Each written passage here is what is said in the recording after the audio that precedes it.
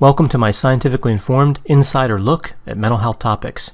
If you find this video to be interesting or helpful, please like it and subscribe to my channel. Hello, this is Dr. Grande. Today I have a few questions. The first is, how important is similarity to romantic attraction? And the second, how are the domains of similarity different? So on the second question, an example here, if two people have a similarity in terms of music preference, like if they like the same music, is that more important than if they have similar career goals? So that's what I mean by the domain of similarity. So I'm going to look at several factors that influence attraction for long-term relationships and then focus on the similarity factor. So starting at the top of the list here, we see that physical attraction is really the most prominent factor.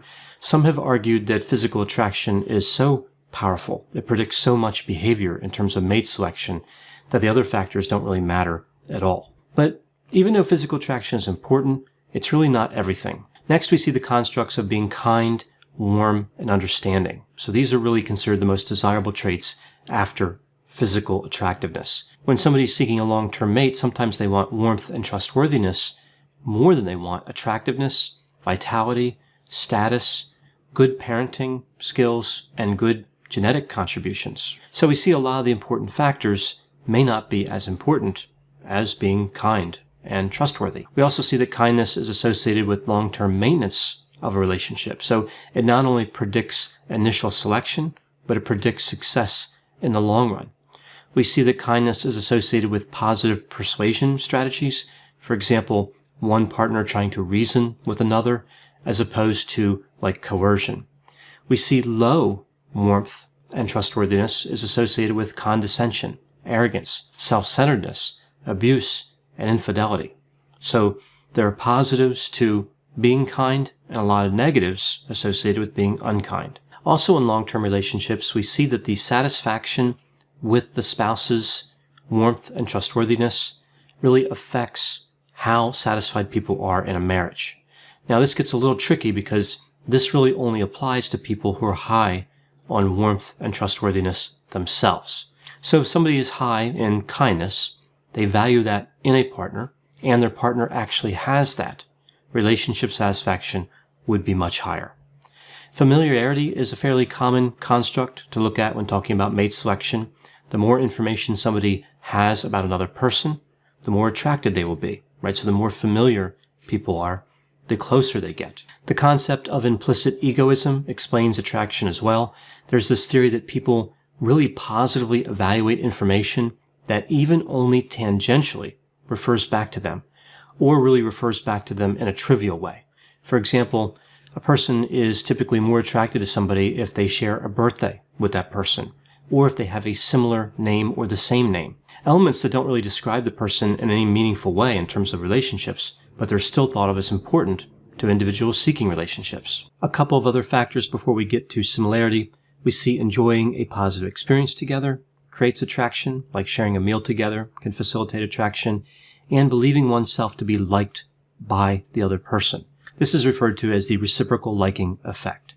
So this brings me to the focus of this video, similarity. People tend to choose partners who are similar to themselves. The theory here is that people simply like others who agree with them. People tend to view themselves favorably. Now, if this is taken too far, of course, it could be narcissistic, but just in general, this is fairly common. So if one views oneself favorably, and then they see someone who is similar, it makes sense that they would view them favorably as well, and that attraction would occur. So in this area of similarity, we know that there are many ways to be similar. These are referred to as the domains of similarity. Theoretically, there are many domains, but it's theorized that only a few are actually important when talking about romantic relationships. We know that domains might have different levels of importance based on what type of relationship somebody is trying to enter into. So like friendship, short-term relationships, and long-term relationships. We also see differences based on gender. So if the person who is seeking the relationship is male versus female, that might change how the domains are thought about. Now we see a study published in 2018 that looked at 18 domains of similarity. I'll put the reference to this article and the other ones I used in the description for this video. Now looking at those domains, we see that some are commonly thought of as relatively important to attraction, like political views, career goals, cultural background, food preferences, travel desires, and music, movie, TV, and book preferences. Some are not as clearly related, like technology and social media use, exercise and beverage preferences, college major, and the number of friends someone has. And others still are thought to be relatively unimportant, like video game and computer brand preferences, as well as the brand of cell phone that somebody has. So how do these domains differ by gender and relationship type? I'll start by looking at gender differences. The general rank order of the 18 domains is actually fairly similar between males and females. That is, when a man or a woman is looking for a romantic relationship, they tend to prioritize the similarity domains in a similar way. Most important would be political views, career goals, food preferences, travel desires, music and movie preferences, cultural background, and TV show preferences. Even though the rank order is similar, women, as compared to men, place more of an emphasis on political views and career goals. Men, as compared to women, place more of an emphasis on social media use, video game preferences, and the brand of cell phone that the woman owned. Now, even with this being in the findings, this is a relatively unimportant factor, though. That's important to keep in mind. It's really low ranked in terms of importance overall. So what about the type of relationship? What similarity domains are important for friendship, short-term relationships, and long-term relationships?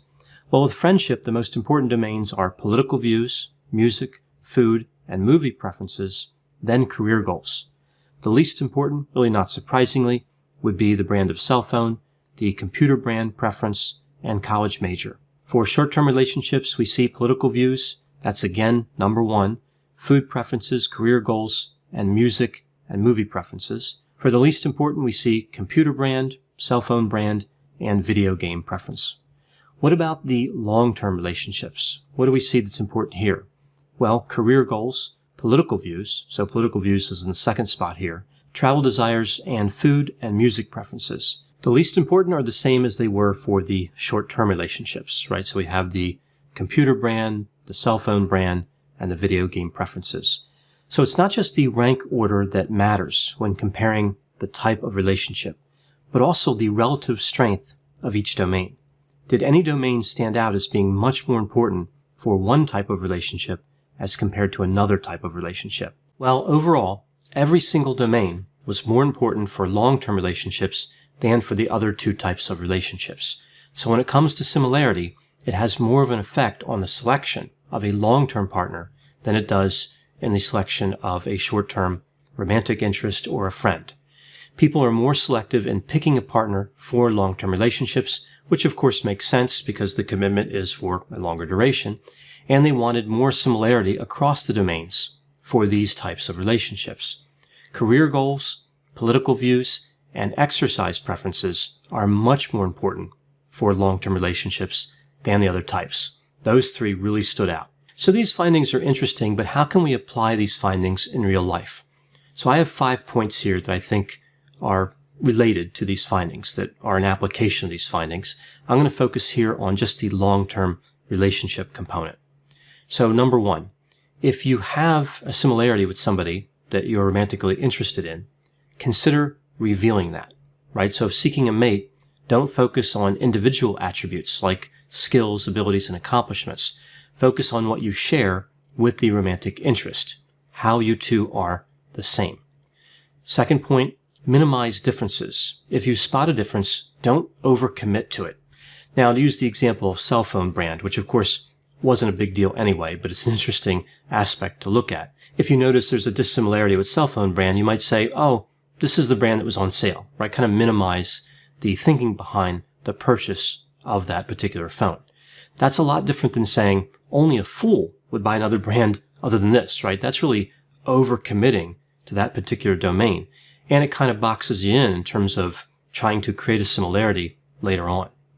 Number 3, emphasize open-mindedness. Open-mindedness is really about flexibility. All things being equal, open-mindedness actually facilitates selection. So a higher level of open-mindedness improves one's chances of finding a mate. If we think about domains like food, music, movie, TV, and book preferences, being willing to try new things might create a sense of similarity or compensate for dissimilarity.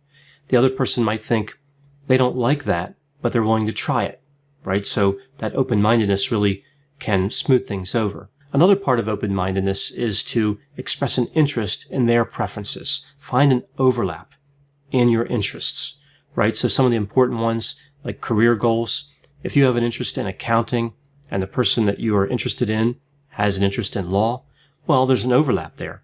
Tax law, right? There's a lot of overlaps there, actually. Now, with political views, this gets a little bit more difficult.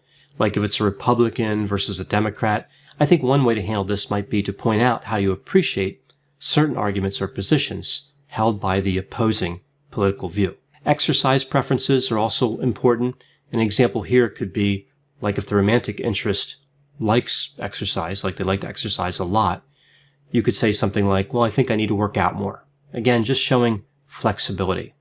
Item number 4, consider delaying the disclosure of unusual interests. So I think of this as like atypical interest syndrome. I've seen this a few times. You're working with somebody and they have really unusual interests and they have trouble finding a mate with those same interests, right? Since their interests are rare, that makes sense that that would happen. So you can't really change those interests. I mean, I guess you could, but it's not necessarily a practical solution. But you could delay disclosing that information. So maybe it comes as less of a shock if it's presented after the person already likes you somewhat. And that brings me to the last point, point number 5. If you struggle with finding similarity and you're still interested in that other person, remember that warmth and trustworthiness are much more important. I talked about those before. So sometimes you just can't do anything about similarities. The interests are dissimilar and it gets difficult to kind of bridge that gap. But kindness is an area where a change can be made, and the direction is always to being more kind. That's always helpful to connecting with somebody in terms of a long-term relationship. So I know whenever I talk about topics like attraction, there will be a variety of opinions. Please put any opinions and thoughts in the comment section. They always generate an interesting dialogue. As always, I hope you found my analysis of this topic to be interesting. Thanks for watching.